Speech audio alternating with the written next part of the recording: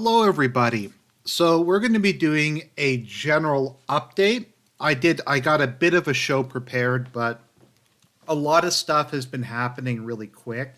So I think it's a good time to just take stock. We're going to talk about the Zelensky Zaluzhnyi breakup. We're going to talk about Zersky. We're going to talk about what's going on at Avdiivka. There's been a lot of shit that's been going on in the last couple 24 hours or so. So we're going to just start going through all that in a minute. So let me just post this, and we can get ready to go. By the way, everybody, reminder, Ash Wednesday is tomorrow. I'm not sure if I'll be able to make it or not. There isn't really a church near my work, unfortunately, but it is what it is, I suppose. Okay, so like I said, there's a lot of shit going on, and I'm gonna have to like step back and do some uh, recover some ground. Okay, so we'll start off with the Zelensky Zaluzhny breakup. So I forget if Zaluzhny was commander in chief of the Ukrainian army before or after the war started. I can't recall if I can't recall if it was before or after, but he's been the most prominent commander for the duration of the conflict. Um, and there's a couple interesting things to say about Zaluzhny. So, firstly, Zaluzhny is an ethnic Ukrainian. I think that's important to keep in mind. The distinction between ethnic Ukrainian and ethnic Russian is very complicated and kind of hard to grasp, but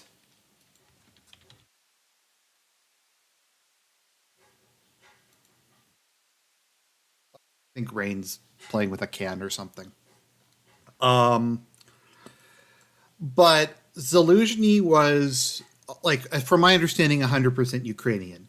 Zelensky is obviously not Ukrainian. He's a member of a certain tribe. And Sersky, who is the current commander, is Russian. Um, I Whatever that means. But my point is, by the standards of like the right wing paramilitary, the right wing ultra nationalists in Ukraine, Zelensky was a true blooded Ukrainian. Also, Zaluzhny was highly connected to the nationalists in Ukraine. He was kind of their guy.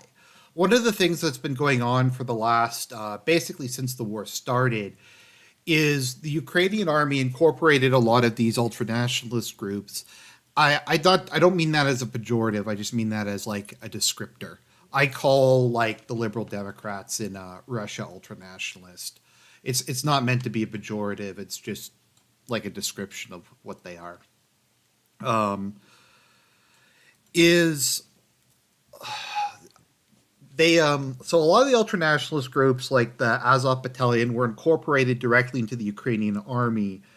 And Zaluzhny, who has a statue of Stefan Bandera.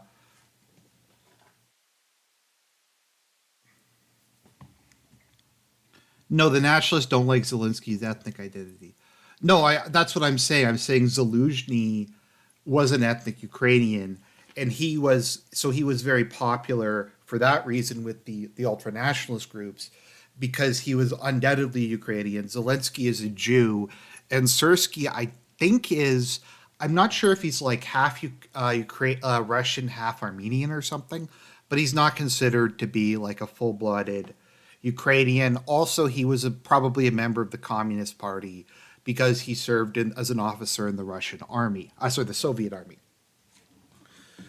So early on in the war, they incorporated, or really since 2014, they incorporated a lot of the nationalist groups as their own army units. Now, Zaluzhny was very sympathetic in that direction, so he has been feeding during his time as commander in chief the best weapons and men to the nationalist groups. So you may have noticed that Azov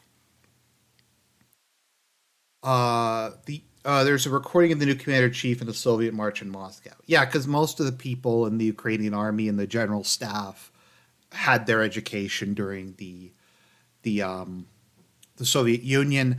I think Zaluzhnyi was like he was really young. I think Zaluzhnyi was like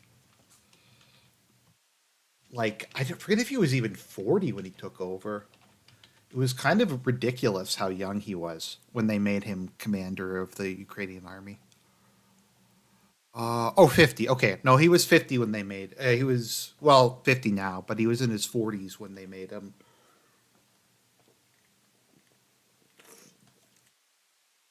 commander in chief, which is very young compared to how old. A lot of the time, you want someone who's significantly older. Let me see if it says Thursky. Yes, he is an Okay, so he is just entirely an ethnic Russian. Um, he's not even. He wasn't even born in Ukraine. So a lot of the ultra nationalists don't like him and they see him as very sus. So Zaluzhnyi has been funneling the best men and materials into the nationalist groups. So we are now on like Azov 3.0. They're called the Third uh, Assault Brigade. As Constantine brings up, we'll get into Sersky a bit more in a minute. But yeah, the other half of his family lives in Russia, and they don't talk to him, and they're like supporters of Putin. So my point is, once again, the distinction between ethnic Ukrainian and ethnic Russian is kind of nebulous to begin with. So it can get a little bit complicated. It's kind of like in early Canada, sometimes differentiating between like who's Scottish, who's English, who's Welsh, that kind of thing. It gets a little mixed up. They kind of blend into each other, and I'm sure a lot of people are going to get angry and say you're saying what Putin said. They're closely related peoples. So Azov got rebuilt for the third time, and from my understanding, they were some of the spearheads from the of the counteroffensive in the last summer was from the nationalist groups, and they've received the majority of the rebuilding. Now, my understanding is they have not been committed to Avdiivka yet, but they were being kept as a strategic reserve. The last remaining, to my understanding, strategic reserves. So, okay, so just a brief bit about like how military stuff works. So, in war, you have your guys who are holding the front line. Like you have people all along the front line. That's to prevent the enemy from breaking through. Um, Sorry to use Hearts of Iron terms, but in Hearts of Iron, you have at least one division, each one brigade holding each province that borders the enemy to prevent breakthroughs. You then have your reserves,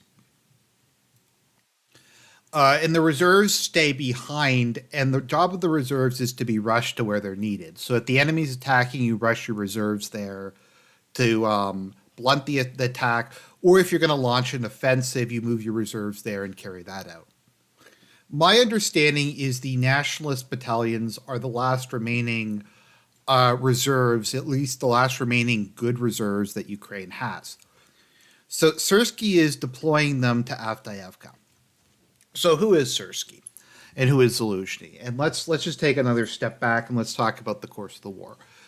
So I don't have a particularly high opinion of Zaluzhny, but Zaluzhny was quite politically competent and quite charismatic. So pretty consistently, what he's done, and this could just be that he's a snake, and that's definitely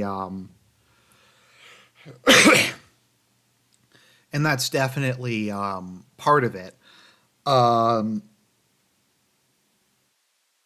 but in most cases, whenever there is a choice between launching an offensive for political reasons and not, if I was going back and checking the record a bit just to see if my memory was accurate. Zaluzhny generally said no. Like he was against the Kharkov offensive in 2022 fall. He was against holding Bakhmut. He wanted to withdraw from it. Now, what happened towards the end of the Battle of Bakhmut is because Zelensky refused to withdraw, a lot of them got encircled. Where is Bakhmut? I'm just trying to remember where it even is. Just while we're talking about it. There we go, Bakhmut. So towards the end of the Battle of Bakhmut, the Russians had kind of occupied up there and occupied up there, and they had put the lone remaining Ukrainian reinforcement points under fire control. So they didn't directly occupy it, but any Ukrainian soldiers or supplies or whatever that were sent through, the Russians could fire at. And it got to the point where they just had to start sending in like lone dudes in the middle of the night so that the Russians wouldn't be able to detect them, or the Russians would just think they weren't worth using shells at. And Bakhmut just kind of continued on, and Zelensky just kept throwing reinforcements into it, despite the fact that it was surrounded. Now, Bakhmut was supposed to be a bit more like Avdiivka, and the battle was actually supposed to go on for a couple more months. But Prigozhin wanted to be a hero, so he ordered Wagner to do very like bloody frontal assaults to take Bakhmut. So, as from my understanding, the heaviest casualties Russia has taken during this war was at the Battle of Bakhmut, largely because Wagner was thrown in by Prigozhin because he wanted the glory of capturing Bakhmut. The Russian general staff's plan was to just basically get the Ukrainians to keep feeding troops into it. It was known colloquially within the Russian high command as Operation Bakhmut Meat Grinder. Now, Zaluzhnyi said, like, there's no point in holding Bakhmut. Like, it's strategically important. It's part of, like, our main lines. But if it's going to fall anyways, I don't want to keep throwing my boys into a position where they're not doing any good to try to make this political point of holding this territory. So he was against that. We talked about this a bit previously. When it came to the spring offensive, from my understanding, he was against it, and his attempt to try to derail it is he just asked Ukraine's backers for an absurd amount of shit, like just a ton of money, artillery, all kinds of stuff, and he thought that they would say no, but they wound up giving him what he asked for, more or less. So they had to launch the big counteroffensive. Zaluzhnyi, to his credit, very early on said that it was stupid to be expected to make like big gains without air support, and he did complain very early on.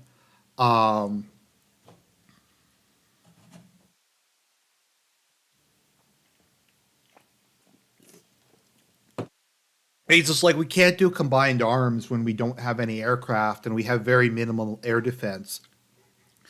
Like during the counteroffensive, the Russians basically, and it's even worse now, but they were largely able to just do whatever they wanted. So, like, one of the things they came up with during the counteroffensive is they were using helicopters as basically mobile missile platforms. So they wouldn't even really fly the helicopters towards the enemy, towards the Ukrainians. They would just load them up with guided missiles, go up like 100 feet in the air, and then just rain down fire. And they did stuff like that. You had glide bombs. You had all kinds of stuff like that. And the Ukrainians were had to like rush across open fields covered with mines and tank traps and ditches in the face of overwhelming Russian firepower. Zaluzhnyi, I'm not pulling up articles. If people want articles on specific things, they can ask me later. I just don't want to go through it all, but I do have the article for this somewhere. Zaluzhnyi complained that the Russians had 10 times the amount of artillery. He tried to shift it to like more infiltration tactics, and trying to outmaneuver the Russians, like in going through forests and stuff like that. The Americans got really angry about that because they wanted like their big trailer summer offensive. I think partially why Zaluzhnyi got kicked out is because he said in December, we can't hold Avdiivka. we're going to have to just withdraw. Like, we don't have the soldiers, we don't have the technology, we don't have the air support. I don't want all my boys to just die, like in a hole somewhere in Avdiivka when there's absolutely no hope. So the other thing is Zaluzhnyi, and it may sound like I'm praising him, the fact that he had like basic military education, unlike his boss, he had no plan to win the war. Like, he was also, from my understanding, because he was a Banderite, on board with the whole we can't negotiate no matter what. We can't have any kind of peace treaty or ceasefire no matter what. But he at least was like a bit more realistic. I think he wanted after. I think he wanted to switch to defensive tactics pretty early in the war, um, and just kind of fortify the front lines. But he was completely ignored. We'll get to the aid package in a bit. Schizo Spud. So he wanted to withdraw. Now Sersky, who's his replacement, is now the army loves Zaluzhny because he was a Ukrainian patriot. He was charismatic, and the soldiers felt like he had their back, like that he was one of them, that he was a kind of a father to his men. Whether that's true or not, I'm not sure, but they felt that he wasn't the kind of dude who would just throw them into hopeless positions for political reasons. Sersky is exact opposite. Everybody hates Sersky, apparently, in the Ukrainian army. People call him General Butcher. There's another nickname for him that is whatever the code is of the form, um, like that's sent to people telling them your family member died, and he's kind of known for being a sycophant who, and people can correct me if I'm wrong, a sycophant who just does whatever Zelensky tells him to do. So that could be part of it, that Zelensky fired Zaluzhny, and put Sersky in charge because Sersky's willing to just do 220. Thank you. 220. Thank you, Constantine. Or 200. Yeah, it's something like that is the form. But basically, the Ukrainian army views him as a butcher who just throws men into combat regardless of the odds and regardless of the actual value for political purposes. So he got removed. I think Zaluzhnyi in part got removed over that. Now we'll get into the mobilization decree in a second. But the most recent thing I've heard is so Azov, or the Third Assault Brigade, and most of Ukraine's remaining reserves, at least their good remaining reserves, are being thrown into Avdiivka. Now, whether or not the goal is to just rush them into the city center to try to hold it more, or if they're going to attempt an actual full scale counterattack to retake this territory and relieve the city, I'm not sure. But it looks like they're getting a major counteroffensive ready. And there's been reports that a whole bunch of Ukrainian units are starting to build up along the lines with regards to a push of some description. Now, it's important to keep in mind that the Ukrainians are completely out of air defense missiles at this point in time. Maybe they have like a couple dozen left, but they're just to protect Kiev. The Russian military aviation can basically just do whatever it wants. And they've just been constantly firing missiles and glide bombs and all kinds of stuff at Avdiivka. And it's just been a massive it's just a massive shit show. So some estimates I've seen is if Ukraine withdrew now, they would lose about 2,000 more soldiers. If they don't withdraw and Russia succeeds in closing this, they'll lose 8 to 10,000. So people have started to say they're seeing M1 Abrams, they're seeing, I think, Challenger 2s. They're seeing like what's left of their mechanized divisions that had like the Bradleys and the Strikers and the higher end Western gear are being thrown in. Now, once again, I don't know if it's going to be a counteroffensive. I don't know if it's going to be a.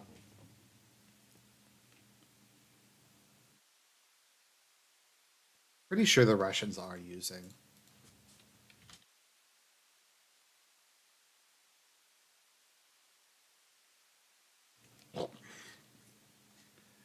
Yeah, I mean, no, the Russians have been using glide bombs. The Fab 500 is being very extensively used. Um, let's see. I can never remember how to spell Avdiivka.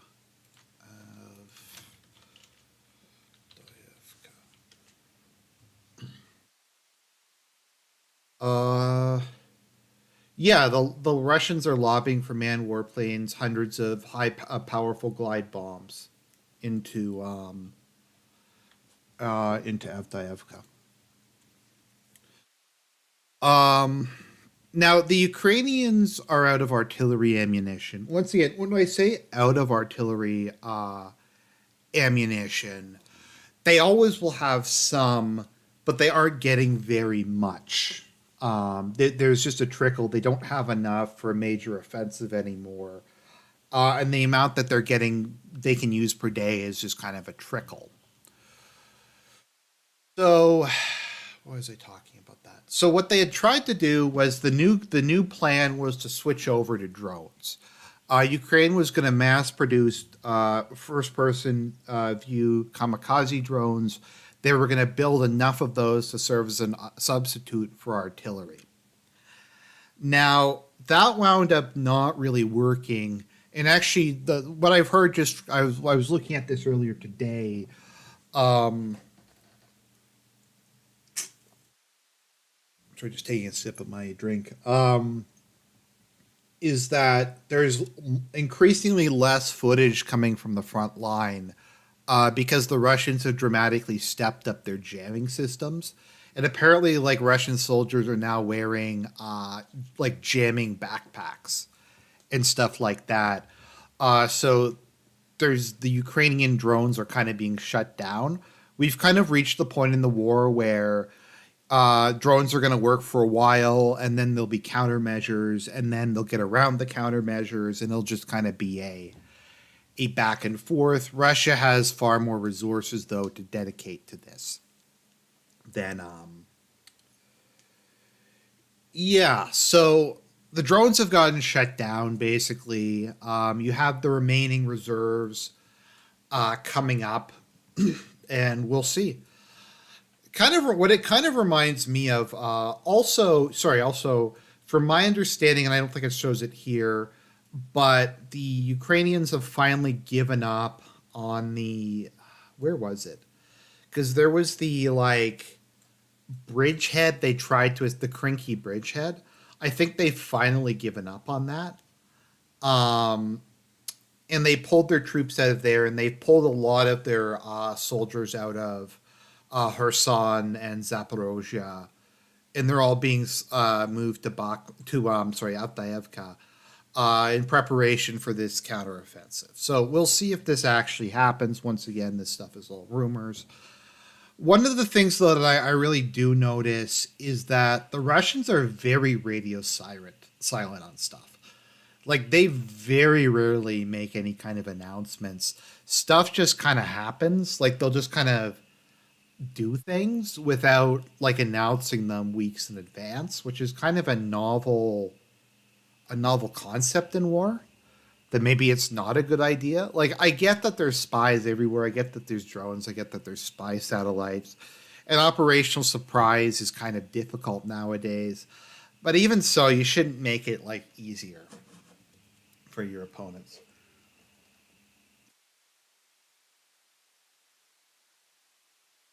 So let's talk about the mobilization decree. So that's the next step.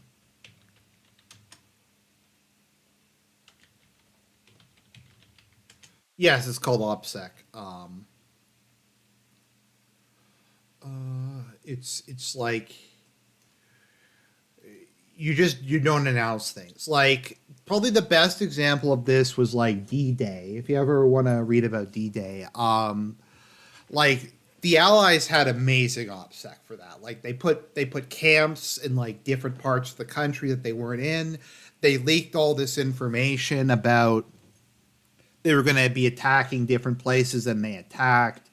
Like they did basically everything. The Germans were able to figure out that there was a attack coming but they just did so much like fake camps, fake landings, deliberately leaking information. The Germans couldn't figure out where they were actually landing, and when the Normandy landings actually happened, there was a considerable delay as they couldn't figure out if that was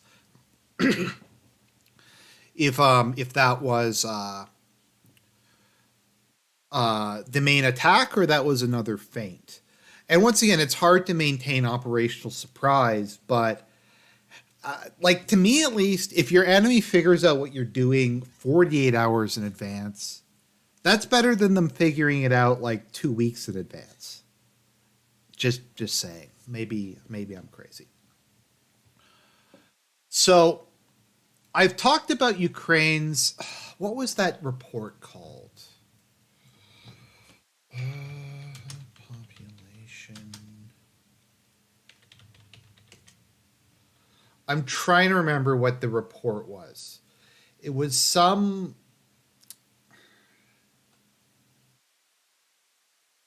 Was it Hartford? It was something from New England. It was something like New England thing that talked about how much Ukraine's population has declined. I can't remember what it was exactly. Uh,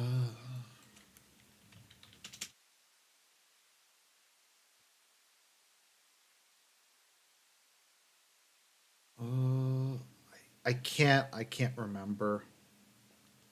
Um,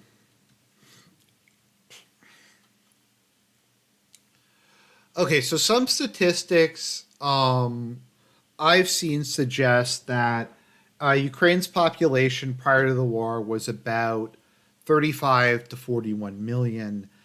And now, between the territory that's been conquered, the people who have been, no, there is a specific institute that did like a study of this. I just can't recall where it was. Um, okay, here we go. So Ukraine's population, through a combination of aging and other stuff, has fallen from 45 million prior to Euromaidan to 23 to just over 30 million. And I've seen some estimates that it's below 30 million. So Russia's taken substantial territories. A lot of people have fled the country. A lot of people have gotten killed. A lot of people have just died because of the population pyramid. Let me see. Where's the population? Yeah, like that is what Ukraine's population pyramid looks like at the moment. Um, Notice that a lot of the older males are basically dead at this point in time, unfortunately. So the point is that the demographic situation and the number of people that they have to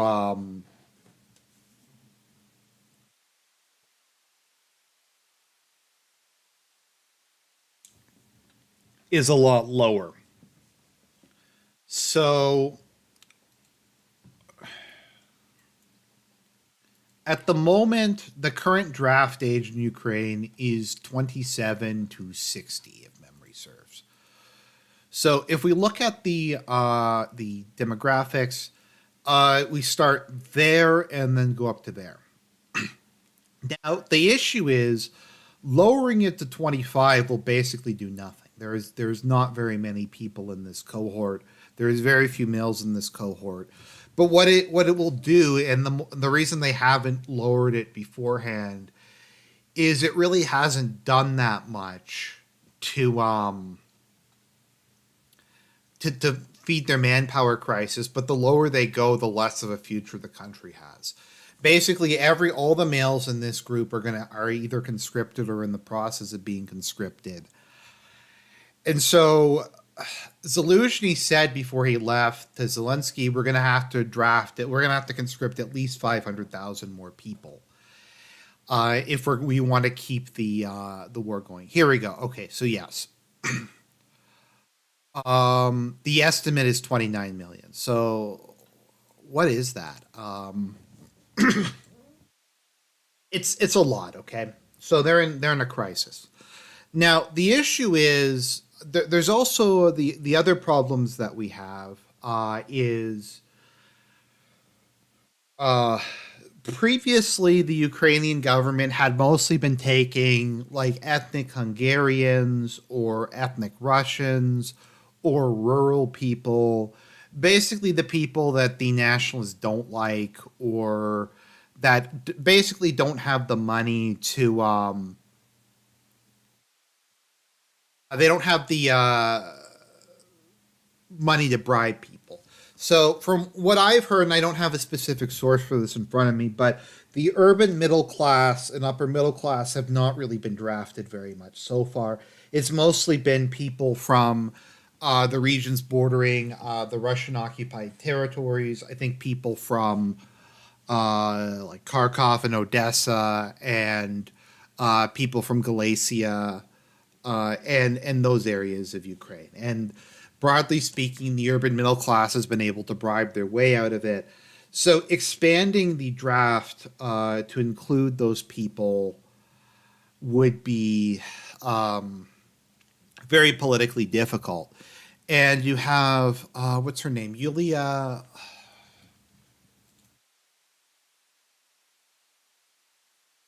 Get her last name. Yeah, Yulia Tymoshenko, who has come out very strongly against the expanding the mobilization. I believe that Petro Poroshenko is also coming out against mobilization, and a lot of other people in the army are also coming out against mobilization. Now, the thing that I don't really get is what are they supposed to do? Like, they're out of manpower. Like, it's been determined by basically nobody in Ukraine has said we can negotiate with Russia. So, like, what is the goal? Like, okay, so what is the alternative to conscripting more people?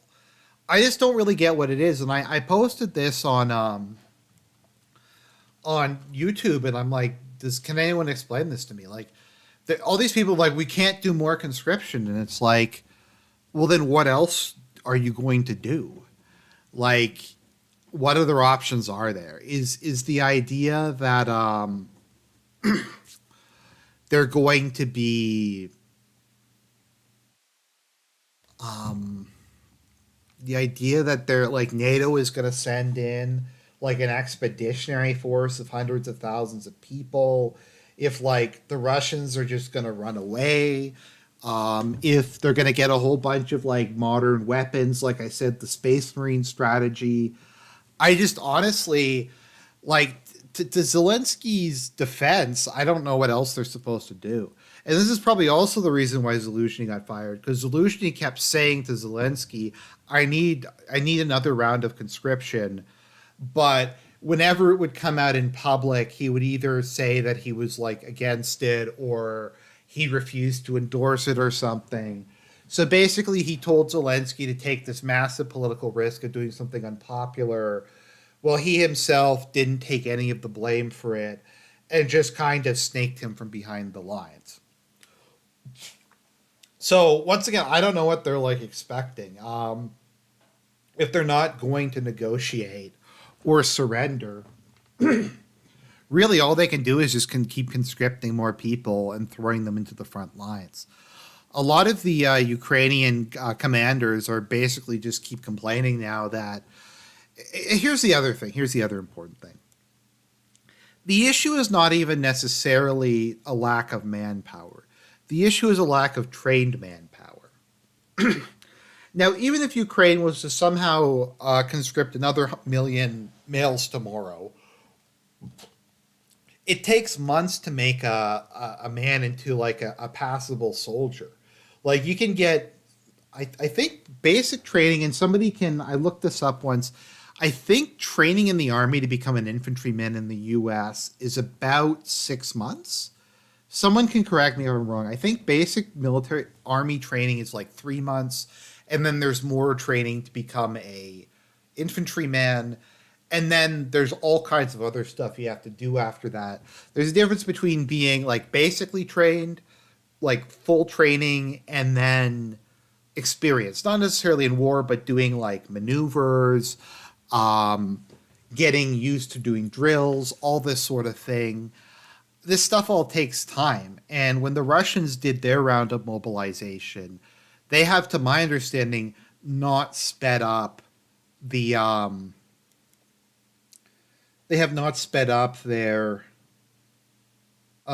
training regiment significantly. So the people who are joining the Russian army are getting more or less the full normal amount of training, which in the Russian army I believe is 6 months to a year.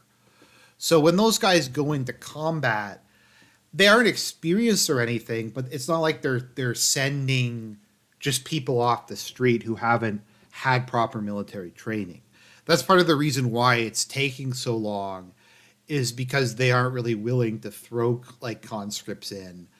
The only person who was really willing to do that was Prigozhin, but the Russian general staff is very risk adverse. Um, at least once it became clear that the war was going to take a while, they've been very reluctant, like I said, to really throw too many of their guys into combat. So that is the situation. Sersky is probably going to back it. I don't know what's going to happen when they do the next round of conscription. I don't really know who's left. Like the more that the more that they push it, like the population pyramid is already an unmitigated disaster. I mean, look at this. There's barely any young people, so if they're going to expand it, it's just basically the entirety of the next generation is just going to get wiped out. Um, they can also just keep reducing requirements so they can like throw more and more people into it. There has been periodic talk about conscripting women. I have heard rumors that there are significant numbers of women fighting on the front lines. I can neither confirm nor deny that. Like I said, those are rumors. I don't know if that's the case. I've seen some people say yes, some people say no. That may be something they'll eventually have to do. Ukrainian society is still relatively conservative compared to ours, though. And the idea of conscripting women and pressing them into frontline combat is not super popular. Uh, yes, there are some. I have seen there are videos of women. I just don't know how widespread it is. The actual female conscription decree was conscripting women who had medical training to serve in the armed forces in a support capacity. I don't think there has been a formal conscription of women into female regiments yet. I could be wrong, but that's just my understanding of the way the situation is at the moment. So that is the situation basically at the moment. Um, the last remaining reserves are being committed to Avdiivka. I don't know if there's going to be some sort of suicidal like offensive into the Russians, if they're just going to try to hold it, or what's going to happen. That's where we are at the moment. They're also, as Constantine points out, they're also trying to get the European countries to send the refugees back so they can force them to serve in the army. Now, that raises a whole bunch of questions. Like, like, is that could you argue that they're political refugees? Because if you send them back, they're going to be sent into the army and almost certainly go to their deaths. So I don't know if that violates some treaties that they've signed, but that's a interesting question right there.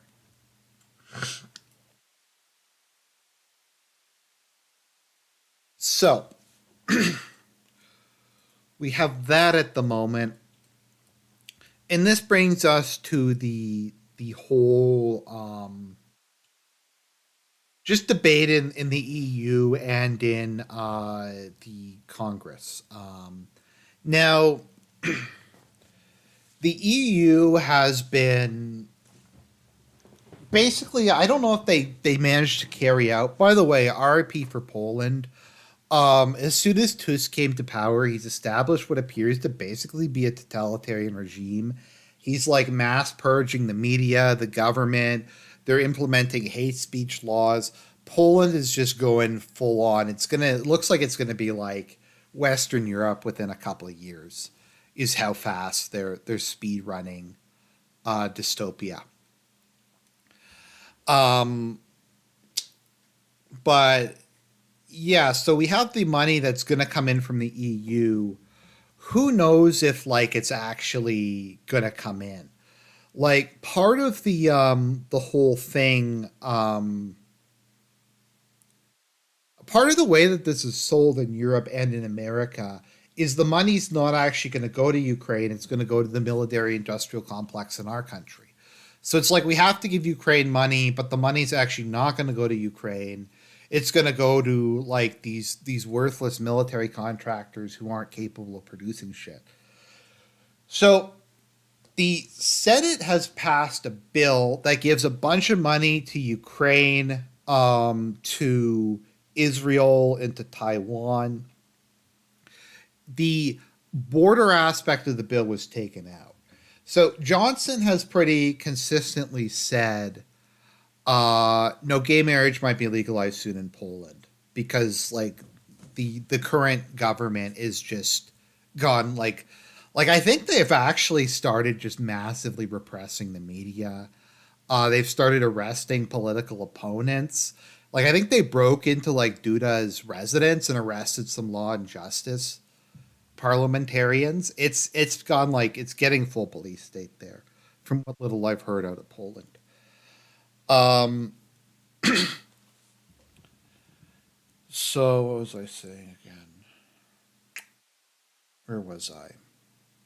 Right. So Speaker Johnson. Now, Mike Johnson, I think people were too hard on him. I think he's actually not been that bad as far as Speaker goes, given the situation. He's been pretty good. Like, he has said that we will not pass funding for Ukraine until the border gets taken care of. And we will not pass a Ukraine funding bill unless there's border security included within it. So they've built this like $100 billion of like aid that's going to go to Ukraine, but is actually not going to go to Ukraine, and it's going to go to the military industrial complex. Plus 10% for the big guy. Never forget the 10% for the big guy. Um, and I think Johnson's like it's dead on arrival. Like you can send it to the House. There's no border security. We're not going to pass it. Now the question is whether or not some Republicans are going to split off and pass it with the Democrats. I don't know. I don't know what Johnson can really do to stop it. But I don't know. Like unless this thing gets passed, we're going to have to go back to the drawing board, and this is going to carry on.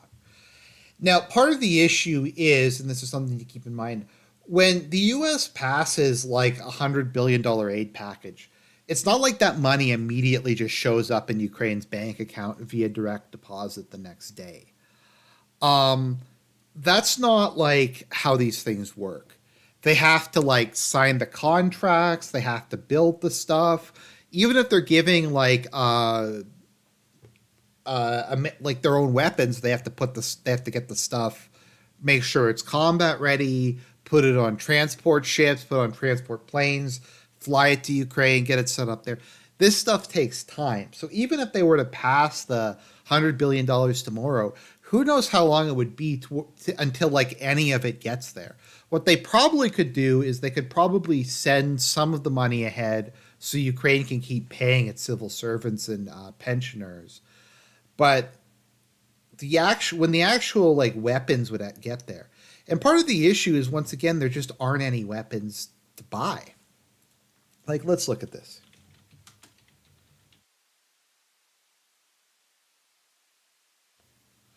So Patriot missiles are produced at a rate of approximately 550 a year. That is 550 Patriot missiles for the entire world. That is America, that is Europe, that is Saudi Arabia. I don't know if Egypt uses them. I think Japan uses them. The US produces 500, period. We'll get to Greece in a second. Um, we'll get that scheme that they've come up with in a minute, because there's so assuming that Ukraine got 100% of the yearly missiles, which is not even close to it, they would have 550 they could fire. Now, assuming each one of those takes down one Russian something or other, which is not the case because they normally have to fire two or three, uh, they could at maximum, absolute maximum, shoot down 500 missiles.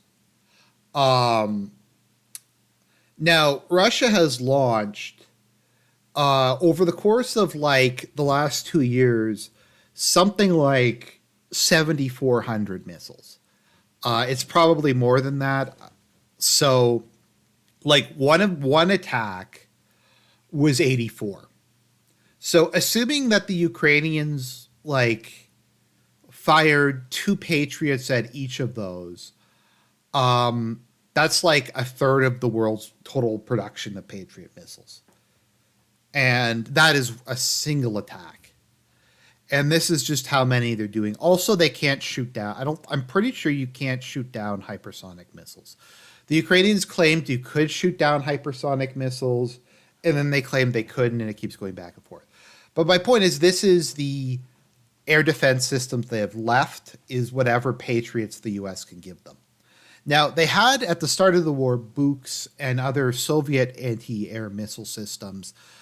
Those have been destroyed or used up. One of the Russian goals over the last winter, when they were hitting the infrastructure, what is commonly thought is they were attacking targets that the Ukrainians would have to use air defense missiles against. So, whether or not they actually hit the power plant was secondary. The idea was to get the Ukrainians to use up their missiles, and now the Air Force can basically do whatever they want. So the point I'm trying to make is, even if you gave them $100 billion, there's only 550 Patriot missiles in the world. So how, like, you can't buy stuff that doesn't exist. You just can't. Like, you could give Ukraine like $1 trillion. If there's no missiles to buy, there's no missiles to buy. There's no shells to buy. Like, that's part of the issue is they've given their reserves. The US and Europe doesn't have enough production. Like, Russia is outproducing the rest of Europe and North America by like tenfold or something like that. So to a certain extent, it just doesn't like even really matter how much money they give them, because there's nothing to buy with the money. Like, hopefully people are kind of following what I'm saying. Like, if we look at a lot of like Western militaries, let's see here, countries by number of tanks. And I was kind of shocked by this. So this is a chart of how many tanks different countries have. So let's see here. The UK is down to 200. Just looking at this is the kind of military capacity some of these countries have. Germany has fewer than 300. The UK on paper has 227. I think it's like half of that actually work. France has 222. If you start going through like the various, Italy is sub 200. Sweden is low. Where's Spain? So even if all these guys were going to send the tanks to Ukraine, there isn't really many to send. In contrast, now Russia's number is kind of a work of fiction because they don't throw anything out. So that includes like T-54s and other stuff that was obsolete decades ago. The U.S. is probably a somewhat more honest number. a lot of these countries just have large reserves of stuff that's out of date. Because at the end of the day, like having a tank is better than no tank. So I don't know if people remember, but earlier in the war, Germany was going to send a whole bunch of Leopard 1s to Ukraine. Now, Leopard 1s were initially designed with no armor. Now, they've got armor upgrades. The idea, though, is a tank is always useful. Like, even if you're not going to use it to lead a charge, at the end of the day, it still is an artillery cannon on a mobile armored body. Even if it can't, like, withstand the most recent like um,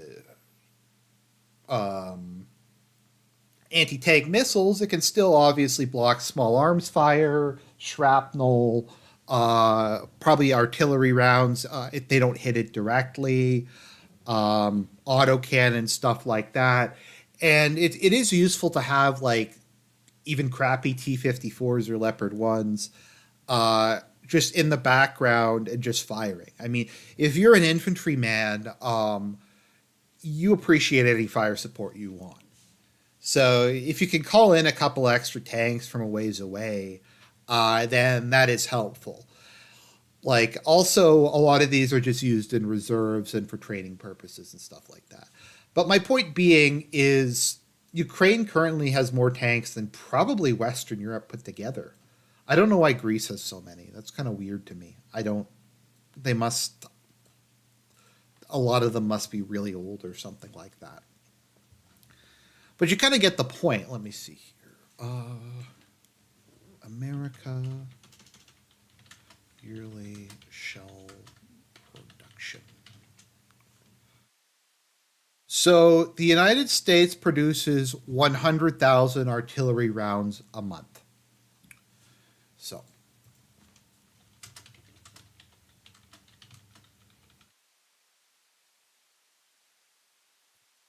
So Russia is firing somewhere around 10,000 rounds a day. Um, so the U.S. produces the equivalent of like 10 days of Russia's artillery fire. Ukraine, how many does Ukraine fire a day?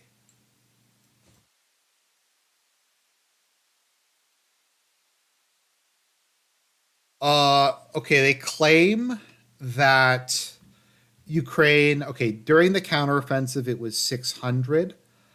Um, okay, so the claim is 700. Okay, so the claim I'm seeing is something like 5 to 6,000 a day. So the U.S. produces approximately 16, 17 days of Ukraine's total artillery a month.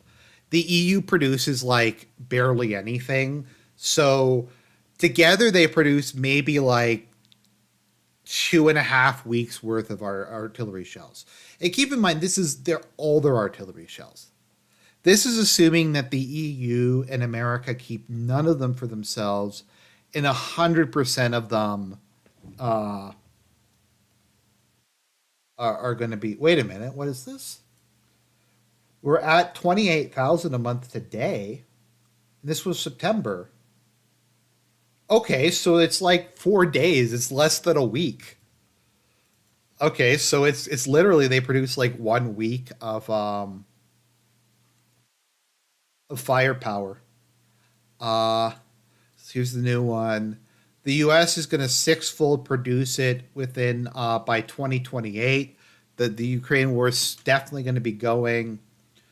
Okay, so it's only 24,000. Okay, so that number was complete bullshit. So 24,000 divided by 6,000. So the U.S. produces the equivalent of 4 days of Ukrainian artillery fire a month, assuming all of the shells go to Ukraine. Russia fires on average, I think, 10,000, something like that. It depends, though.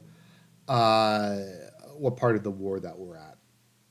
So, like, the question is, what's and then in some days,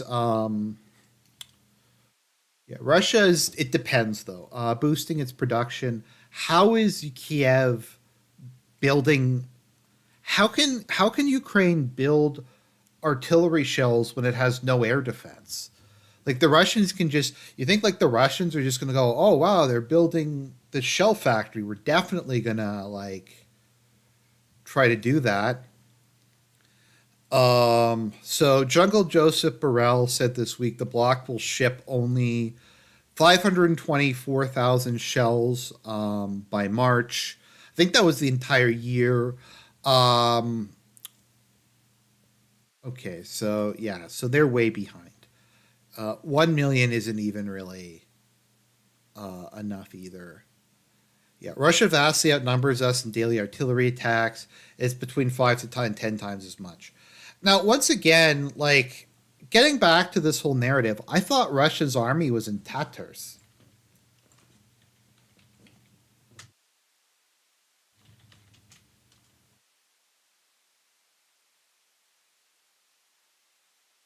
Let's see here.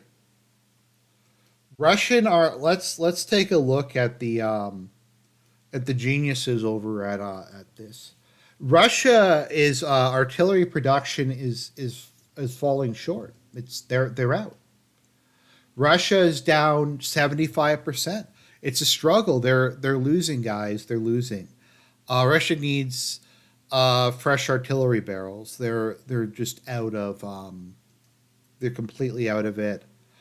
Let's see here. Russia's rising artillery losses in Ukraine leave forces totally depleted.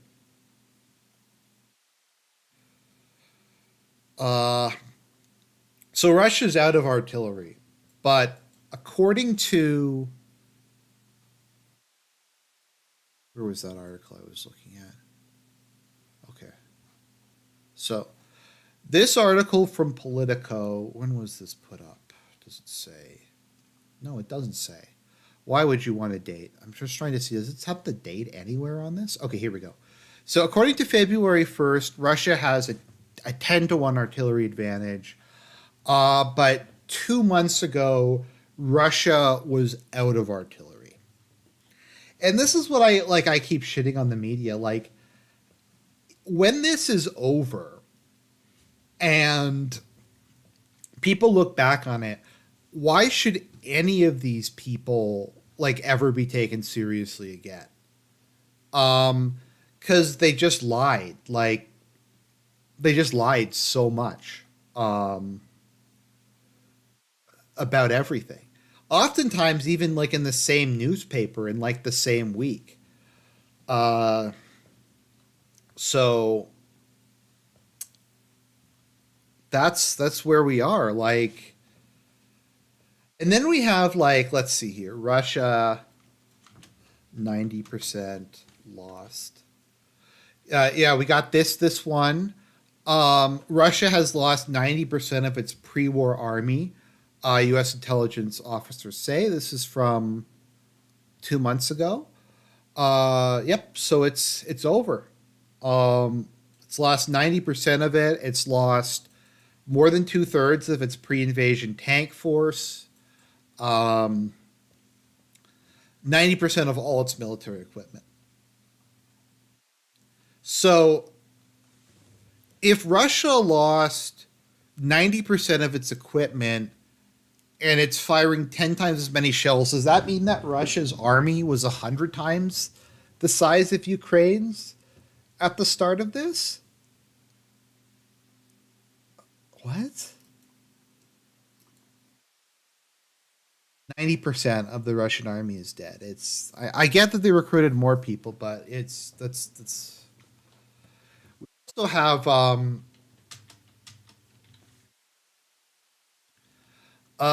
we have the where is it? I think the UK um Germany, France, and Sweden have all announced that they will probably be at war with. Yeah, UK Army Chief prepare for massive war with Russia. It's a joke. Like, let's look at the Let's see how big.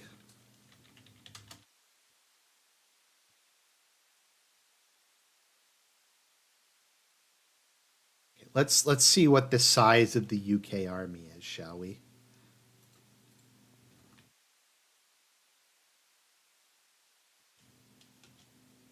Okay, so the United Kingdom has very optimist has about. We'll just go by active and reserves. So the UK has 270,000. How much does France have? I think France has a slightly larger army. France has has a larger reserve force, so like 300,000, 300,000. Russia has like it's over. Russia has something like 3.8 million. It's like the UK is like, yeah, we're going to totally fight Russia, guys. This is totally going to be possible. Um, are those 270,000 dudes are definitely going to beat them. The idea though that like Russia would invade Europe is kind of retarded. Like look at the like if they were going to do that, like look at the amount of territory they would have to like occupy. They're having enough trouble in Ukraine. They would have to just massively like. And how would they even reach the UK? Like, how is that even physically possible? Because they would have to like, no, I don't know. They'd either have to go like through the North Sea and do an amphibious attack somehow, getting past both the Royal Navy and the American whatever carrier group the Americans have put in. Um, that's somehow possible. So yeah, that is where we are at the moment. Base Vatican City, uh, the second highest military per capita on Earth. Let's see here. So yeah, like this is where we're at the moment, and I mean the UK like has how many shells does the UK have?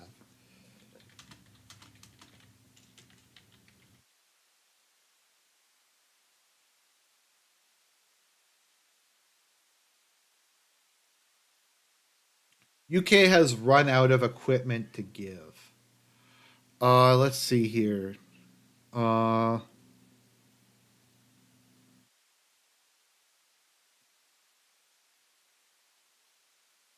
so I don't think there's plans to replace any of this shit.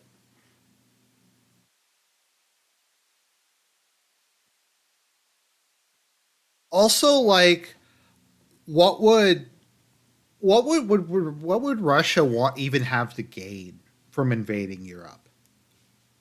Like, the only territory I could really see is maybe Transnistria, maybe, but like, what would they have to gain from invading Poland has a large army. Poland has a big, powerful army.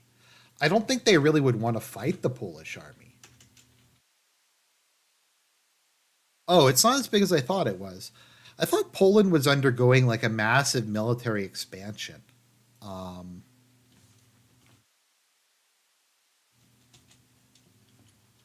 okay, I could be wrong. I thought that they were dramatically increasing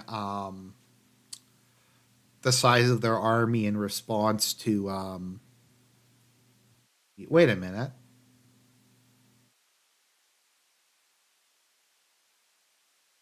In response to the invasion. So, like, I don't think Russia would even want to go up against Poland. Like, there's a difference between you can beat somebody and do you really want to? Like, what would they have to gain? Is there even like a Russian minority in Poland anymore? Let's see demographics. Um, yeah, like there's not even a Russian minority in Poland anymore. There's no like Also, if they attack that, they would go to they'd have to go to war with like the U.S. and Germany and France and UK and Italy and Spain, and none of these countries have particularly good militaries. But like they have to go up against all of them together. They would have to occupy it. It doesn't make any sense. Like I don't really get why they would even want to go to war with Europe. Like it would have been hard enough during the Cold War when Russia was like twice the population. I guess the only thing is maybe a corridor to Kaliningrad, but like do they really want to go to war with multiple nuclear powers in order to get like a strip of land to protect like an outlying territory? I just don't get like maybe I'm wrong. Maybe I've completely misjudged Putin. He's like insane and his plan is like he's going to invade Europe, he's going to reestablish the Soviet client states. I just don't think Russia has the political will, the motivation or the manpower to do that. They have a large, very powerful army. They just don't have like anywhere near enough. Like if we were gonna have Fight Club, like if we were gonna have like an arena battle and it was the collective EU versus the Russian army, that might be one thing. I don't know if they could beat the EU's collective army if we just had like an arena battle or not. But yeah, maybe Moldova. We'll see. But Moldova is not part of NATO.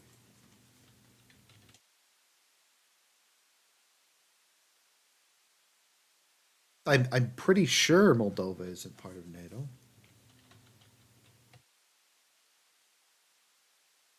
No, Moldova is not part of it.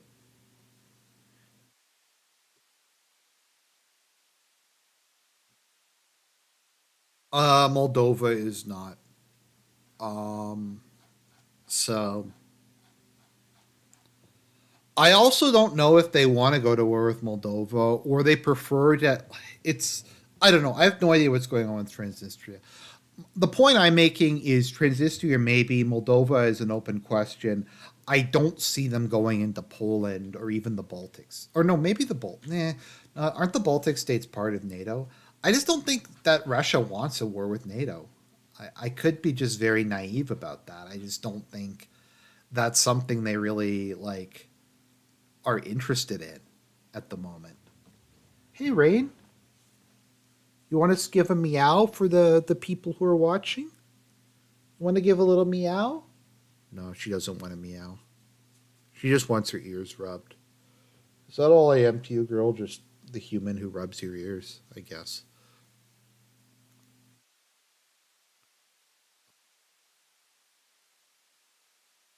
Let's see here. So I don't know.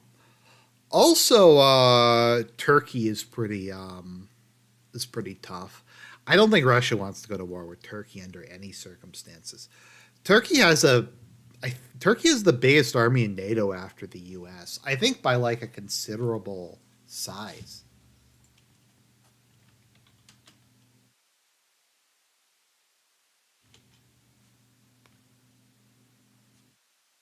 You're a good kitty. You're a good kitty, Rain.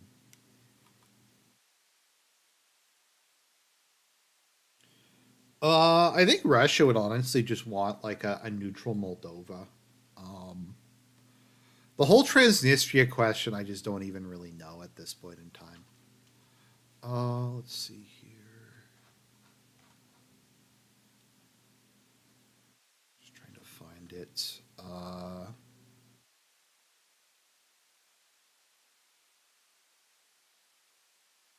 I don't think Russia's not going to take all of Ukraine. I think they've been pretty straight up front about that. That they don't have designs on a lot of the country. Let me see. Turkey. I think Turkey actually has a very large army. Yeah, Turkey has a huge army.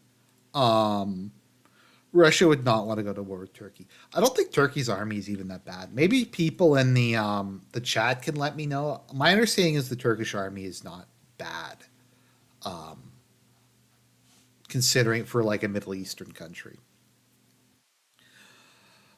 So one of the things that the U.S. is doing now is uh, because Biden is not able to give direct aid to Ukraine, there is currently a Wile E. Coyote scheme where the president of the U.S. is allowed to give military equipment to allies. Out of date military equipment is allowed to declare it surplus and give it to allies. So the current wacky scheme is they're giving surplus, quote unquote, military equipment to Greece, and Greece is giving the military equipment to Ukraine. Now, this is very unpopular in Greece because the Greeks tend to have a very positive review of Russia.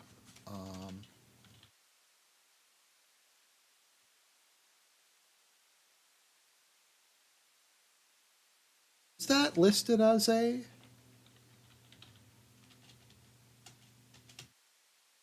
No, it doesn't say Greece, Russia.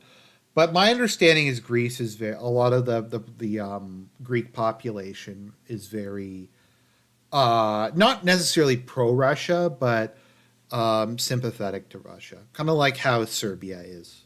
Um, yeah, so that is the current like wacky scheme we have now. What else was there? Interest.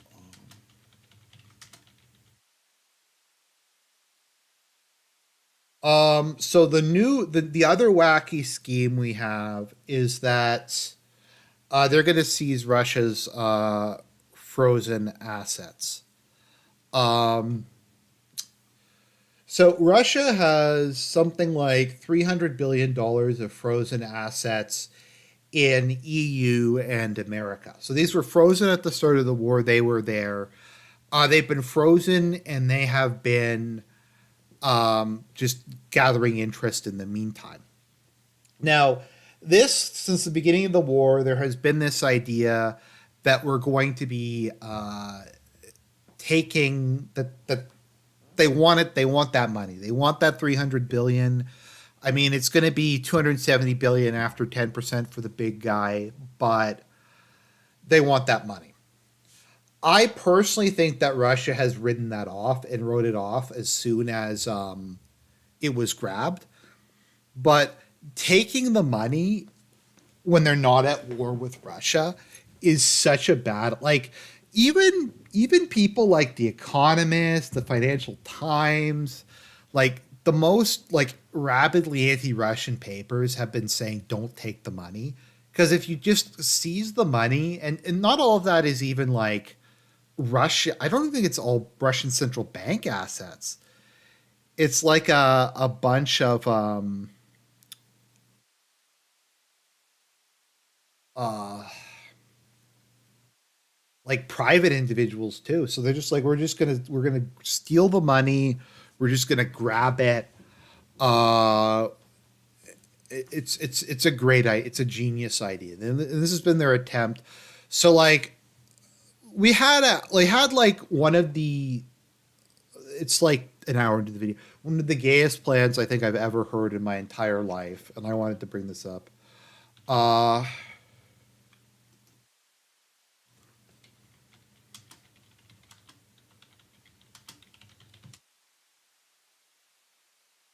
where is it? This was like the most insane thing I think I've ever seen. Okay. So this is the plan. Um, so I'm trying to find it. It was like the most insane thing I've ever seen.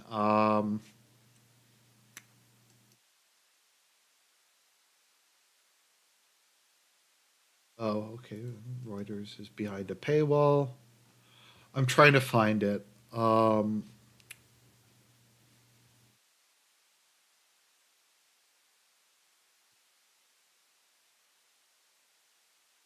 Okay, I can't find it because it's behind a paywall.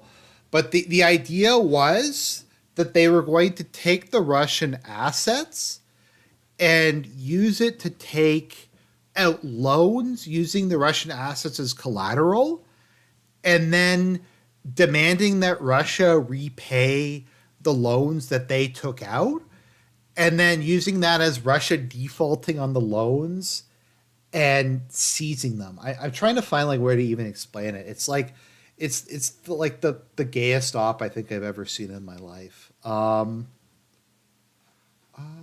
against Russian assets.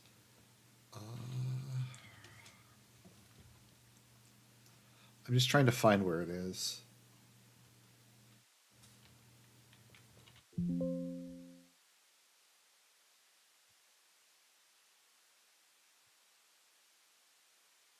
need to find it.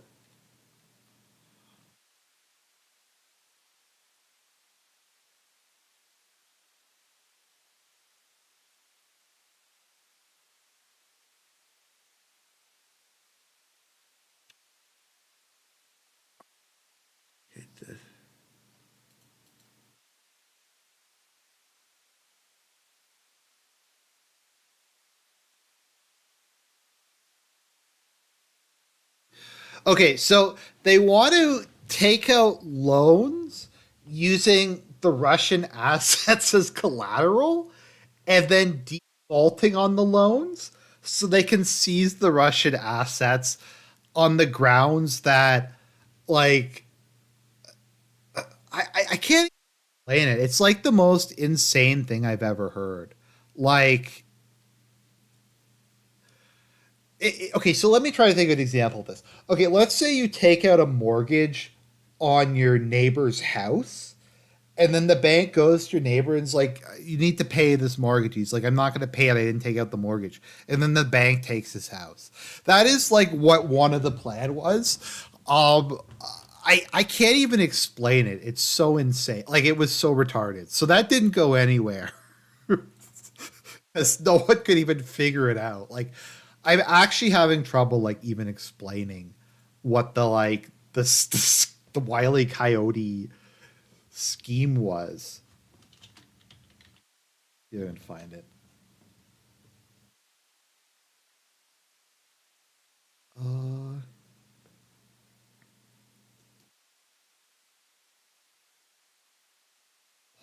I hate paywalls. Uh, I can't. It's behind a paywall, so like, why would no one has access to news? Democracy dies in darkness. Um, Democracy dies in darkness and behind a paywall. Apparently. So, like, the new plan is they're going to be taking the interest off of the assets. So,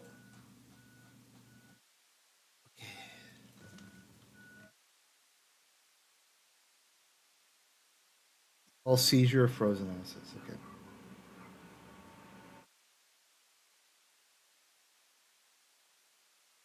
They're like, we're going to take the interest from the frozen assets and give that to Ukraine. Because that's somehow different. Okay, so this was like from yesterday. Okay. The EU adopted a law to set aside windfall profits made on frozen Russian central bank assets, using the money to finance the reconstruction of Ukraine. Okay, so for the idea, okay, so 2/3, only taxes on the assets has been okay. So they're grabbing the profits from the Russian frozen assets, and they're just going to give them to Ukraine. Like, I don't get how that's legal. Like, so we can't steal the asset, but we can steal the profit that's made from the asset. I don't know. It's such a bad idea. Like, I get that they need money, but it's not even about like Russia or Ukraine. Like, I don't care if you're like a bandit or whatever. If you want to like wipe out the Russian people, this is a really, really bad idea. A really bad idea. because like if you're Saudi Arabia, if you're the UAE, if you're Egypt, if you're any of these countries, why would you keep your money in like European or American banks if they can just grab cash at will? Let me see if I can find these Switzerland, Russian. I feel like Switzerland. Yeah, Switzerland froze Russian assets. Um, yeah, so Switzerland partook in freezing the assets because that's what Switzerland is known for. They thought that was a good idea, I guess.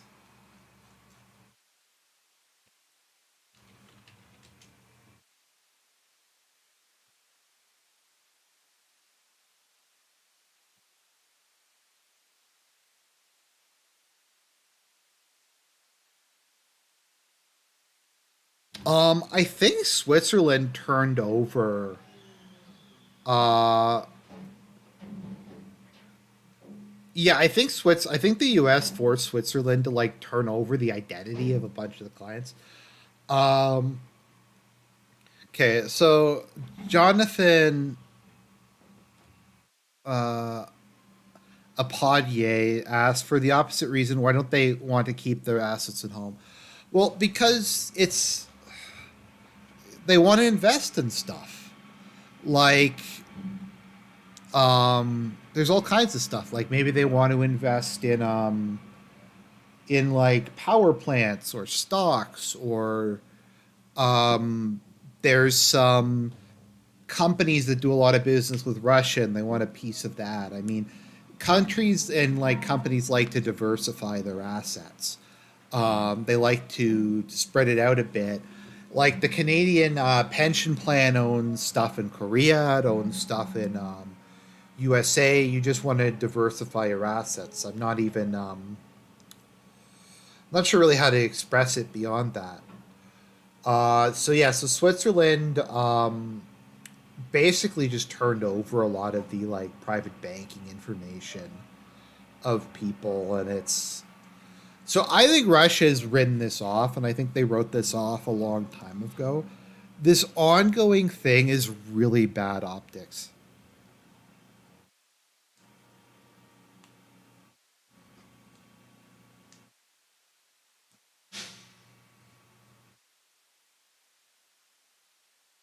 So we'll see how it goes. So I think that more or less covers. Is there anything I've forgotten about, or anything somebody wants me to comment on regarding just stuff that's happening in Ukraine at the moment that I might have missed as we were going through this? Because if not, I'll just end the stream here. I think we went. I think I did a good job of going through. I was trying to give kind of an overall view of how the war is going, and where other things are at the moment. So I'll just wait a second. Speak now or forever hold your peace. Do you think Russia will launch an operation in Kharkov again? Um, Eventually. Oh, thank you for reminding me, Winter Walker. That's what I was gonna talk about. Right. So I think no, we weren't going to finish quite yet. So I think what Russia is eventually going to take is they want everything west of the Dnieper plus Odessa. I think is what they want. I think what it'll look like is it'll be this. Now the status of Kiev, I don't know. They have no interest in Western Ukraine. Um, they don't have any interest over here, but definitely Kharkov is part of it, and Odessa is part of it too. My understanding is what they did is they renamed. So it used to be Kharkov. I think Kharkov is the Russian pronunciation. So they renamed a whole bunch of things to be uh, the Ukrainian name, and they changed the spelling of them.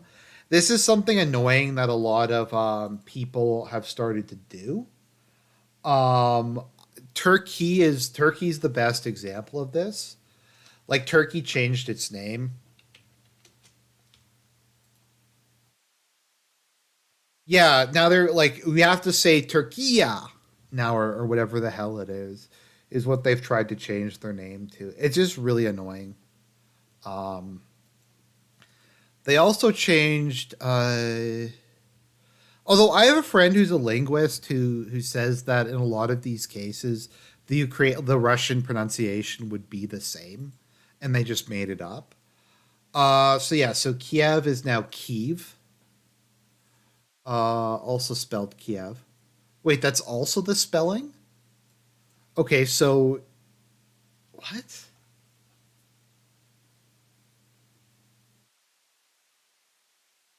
English? Okay, so according to Wikipedia, Київ, Киев, Київ,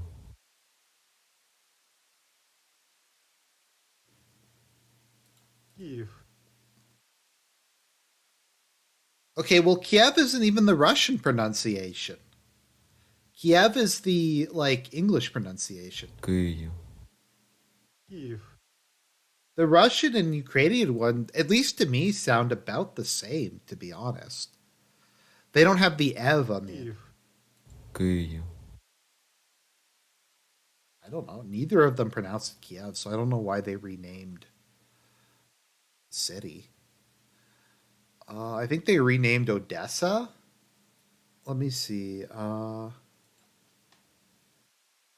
Did they just remove like the? Okay, let's see here. Odessa. Одеса, Одесса, Одесса, Одесса, Одесса, Одеса,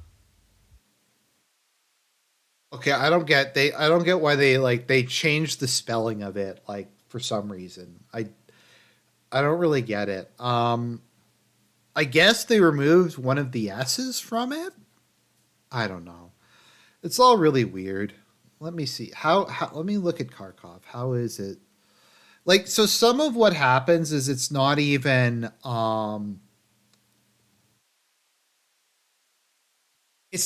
like the Russian pronunciation or whatever. A lot of the time it's just the English pronunciation. Um and they try to it doesn't make it. Okay, let's see. Where's Kharkov? Let's see here. Харків, Kharkov. Okay, so that sounds more like it. But even then, like, maybe people can correct me because I'm bad at pronouncing things. I've always heard it said Kharkov in English pronunciation. Kharkov. Харків, So I don't know. Anyways, yeah. I think the goal is going to be Mykolaiv, Odessa, Kharkiv, and then or Kharkov, and then these. Whether the status of Kiev, I don't know. As is the status of some of the western parts of Ukraine, whether they are going to be partitioned or what.